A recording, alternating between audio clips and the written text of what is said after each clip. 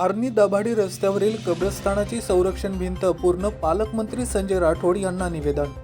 यवतमाळच्या आर्णी दाभाडी रोड लगत असलेल्या कब्रस्थानाच्या संरक्षणाचा प्रश्न पुन्हा एकदा ऐरणीवर आलाय। कब्रस्थानाच्या संरक्षणासाठी बांधण्यात आलेली संरक्षण भिंत अद्याप पूर्ण झालेली नाहीये। सध्या भिंतीचं बांधकाम केवळ एल आकारामध्ये झालंय, त्यामुळे कब्रस्थानाचा उर्वरित भाग आजही खुला असल्याचं निवेदनात नमूद करण्यात आलंय। संरक्षण भिंत अपूर्ण असल्यामुळे नागरिकांकडून कब्रस्थानाच्या परिसरात सहज प्रवेश केला जात असल्याचं निवेदनात म्हटलंय।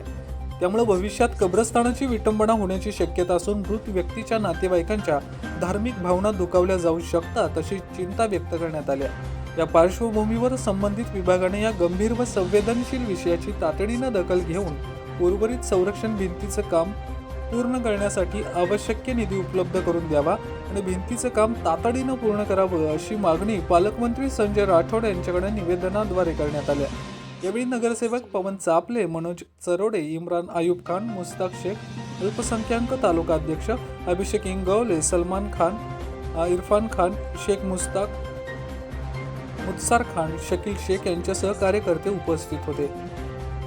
आता या निवेदनाची संबंधित विभागाकडून कितपत दखल घेतली जाते आणि कब्रस्थानाच्या संरक्षणासाठी उर्वरित संरक्षण भिंतीचं काम कधी पूर्ण होतं याच्याकडे नागरिकांचं लक्ष लागलंय। VPL न्यूज महाराष्ट्रासाठी आणि तालुका प्रतिनिधी विकास ठमके।